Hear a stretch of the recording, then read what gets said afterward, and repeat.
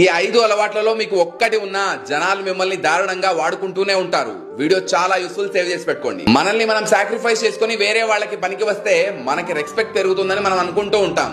దీన్నే people pleasing behaviour అంటారు. Main దీని కారణంగానే జనాలు మిమ్మల్ని అలుసుగా తీసుకొని వాడుకుంటూ ఉంటారు. వీలైతే దీన్ని ఇప్పుడే మానేయండి. మీరు ఒక పర్సన్ ని పదే పదే క్షమిస్తూ ఉంటే అతను ఏం చేసినా మీరు క్షమిస్తూనే ఉంటారని అతను అనుకుంటూ ఉంటాడు.